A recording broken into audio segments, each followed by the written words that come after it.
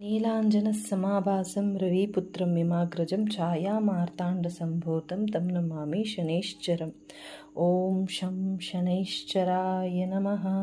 ನಮಸ್ಕಾರ ವೀಕ್ಷಕರೇ. ಮಕರ ರಾಶಿಯವರಿಗೆ ಜುಲೈ 19ರಿಂದ 25ನೇ ತಾರೀಕುವರೆಗೂ ವಾರ ಭವಿಷ್ಯ ಹೇಗಿದೆ ಅಂತ ನೋಡೋಣ. ನೀವೇನಾದರೂ ನಮ್ಮ ಚಾನೆಲ್ನ ಸಬ್ಸ್ಕ್ರೈಬ್ ಮಾಡದೆ ನೋಡ್ತಾ ಇದ್ದರೆ ದಯವಿಟ್ಟು ಸಬ್ಸ್ಕ್ರೈಬ್ ಮಾಡ್ಕೊಂಡು ನೋಡಿ. ಅದರಿಂದ ನಿಮಗೆ ನಿಮ್ಮ ರಾಶಿಯ ಹೊಸ ವೀಡಿಯೋಸ್ಗಳ ನೋಟಿಫಿಕೇಷನ್ಸ್ ನಿಮಗೆ ಬರುತ್ತೆ. ವೃತ್ತಿಯಲ್ಲಿ ಹೇಳಬೇಕಾದ್ರೆ ನಿಮ್ಮ ಕೆಲಸದಲ್ಲಿ ತುಂಬಾ ಶಿಸ್ತುಬದ್ಧವಾದ ಪ್ರಗತಿಯನ್ನು ನೀವು ಕಾಣಬಹುದು.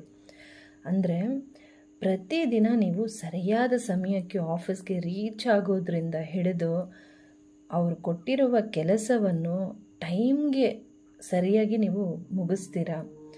ಒಂದು ಲಿಸ್ಟ್ ಮಾಡ್ಕೊಳ್ತೀರಾ. ಯಾವುದೇ ಗೊಂದಲವಿಲ್ಲದೆ ಅದರಂತೆ ನೀವು ನಡೀತೀರಾ.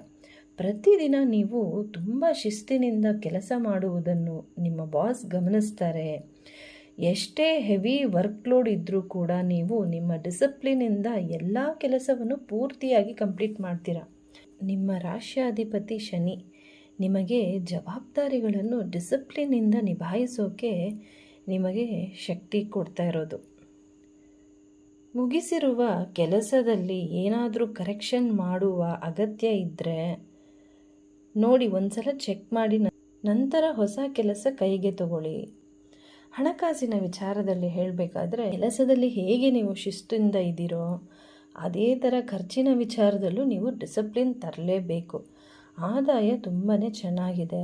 ಆದರೆ ನೀವು ದೊಡ್ಡ ಇನ್ವೆಸ್ಟ್ಮೆಂಟ್ ಮಾಡಿದರೆ ಈ ಸಂದರ್ಭದಲ್ಲಿ ಅದರಿಂದ ನಿಮಗೆ ಅಷ್ಟು ಒಳ್ಳೆ ಲಾಭ ಬರಲ್ಲ. ನೀವು ಅಂದ್ಕೊಂಡಷ್ಟು ಬರಲ್ಲ.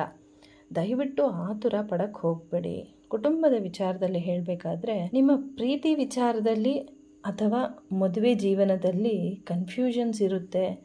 ನಿಮ್ಮ ಆಸೆ ಆಕಾಂಕ್ಷೆ ಮತ್ತು ನಿಮ್ಮ ಸಂಗಾತಿಯ ಆಸೆಯನ್ನು ಬ್ಯಾಲೆನ್ಸ್ ಅಂದರೆ ಸಮತೋಲನ ಮಾಡುವ ಅಗತ್ಯವಿರುತ್ತೆ. ವಾರದ ಅಂತ್ಯದಲ್ಲಿ ಮಾತುಕತೆಯಿಂದ ಎಲ್ಲ ಗೊಂದಲಗಳನ್ನು ನೀವು ಕ್ಲಿಯರ್ ಮಾಡ್ಕೊತೀರಾ. ನಿಮ್ಮ ಮನಸ್ಸಿನಲ್ಲಿ ಇರುವ ಅಗತ್ಯಗಳನ್ನು ತುಂಬ ಓಪನ್ ಆಗಿ ವ್ಯಕ್ತಪಡಿಸ್ತೀರಾ.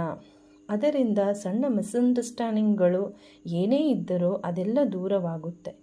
ತಾಳ್ಮೆಯ ಜೊತೆಗೆ ಗೌರವವಿದ್ದರೆ ತುಂಬ ಸ್ಮೂತಾಗಿ ಪರಿಹರಿಸ್ಕೋಬೋದು. ಆರೋಗ್ಯದ ವಿಚಾರದಲ್ಲಿ ಹೇಳಬೇಕಾದ್ರೆ ಅತಿಯಾದ ಕೆಲಸದ ಹೊರೆ ಇರುತ್ತೆ. ನೀವು ರೆಸ್ಟ್ ತಗೊಳ್ಳಿಲ್ಲ ಅಂದರೆ ತಲೆನೋವು ಬರುವ ಸಾಧ್ಯತೆ ಇರುತ್ತೆ. ಅದರಿಂದ ಸ್ವಲ್ಪ ರೆಸ್ಟ್ ತಗೊಳ್ಳಿ.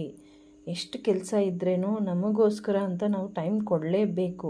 ಇಲ್ಲಾಂದರೆ ಒಂದೇ ಕಡೆ ಕೂತ್ಕೊಂಡು ಕೆಲಸ ಮಾಡೋದ್ರಿಂದ ಜಾಯಿಂಟ್ ಪೇನು ಅಥವಾ ಡೈಜೆಷನ್ ಸಮಸ್ಯೆಗಳು ಬರಬಹುದು.